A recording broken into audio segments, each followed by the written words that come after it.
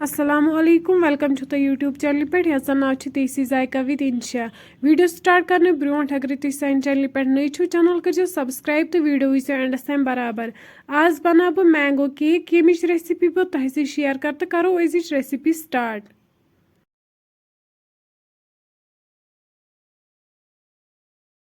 अत खतर नी अम्ब जो तो वन कड़ो अत पल्ब तुम हेकि वुचित अस कोड़ पल्ब तो वन त्रो मिक्सर जारस मज बे त्रो खंड चमचे वन बनाओ अत स्मूथ पेस्ट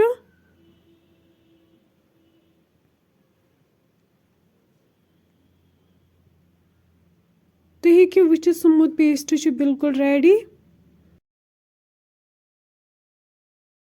वन त्रो इन गेव चमचे तो यह करो असल पे विस्क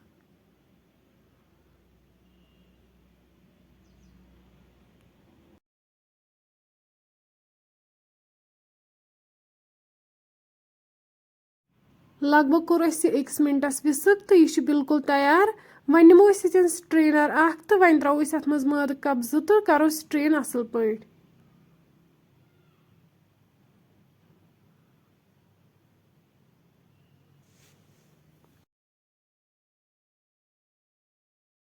अम पे मिल्क पाउडर चमचे त्रावन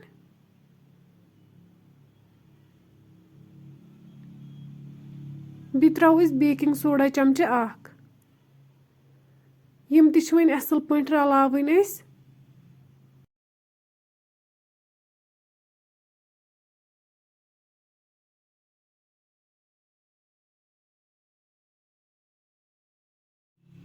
तुम हेकि वुचित सारी इंग्रेडिएंट्स रले असल पे तो वन त्रो ये फूड कलर चमचे तो यह रलाव वन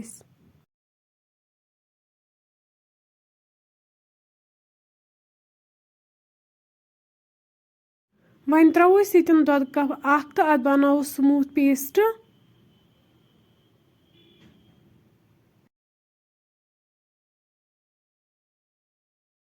सोन बैटर बिल्कुल तैयार तो वन त्रो कह स्वीट्स अत मज तो करो असल पे मिक्स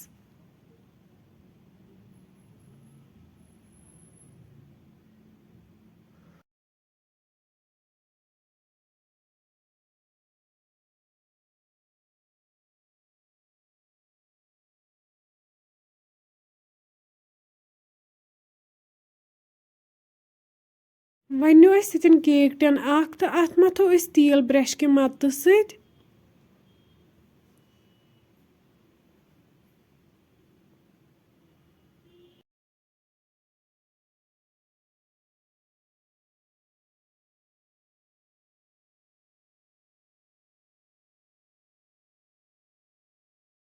वन नी कह माद तो यह फहलावो असल पे अत मज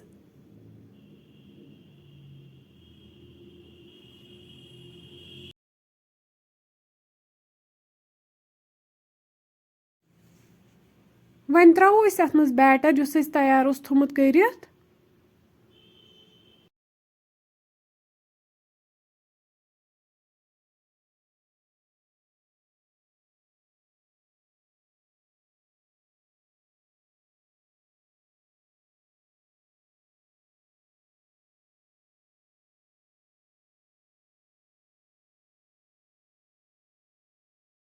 ये कर गार्निश कह बी स्वीट्स तो यपर कढ़ाई थमस प्रीहीट कर तो वन त्रो यह केक टिन अथ मज तो लगभग करहन 3 मिनटन यह बेक असल पे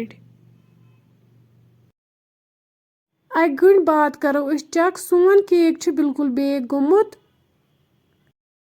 वन कड़ो नबर तो थो 10 मिनटन इथे पे इस कलस ठंड गि तुम हेकि वुचित सोन मैंगो केक बिल्कुल तैयार फ्रेंड्स अगर तुम सन रेसिपी पसंद आमत चैनल कर सब्सक्राइब तो बे दीजो पन फीडबैक अल्लाह हाफिज।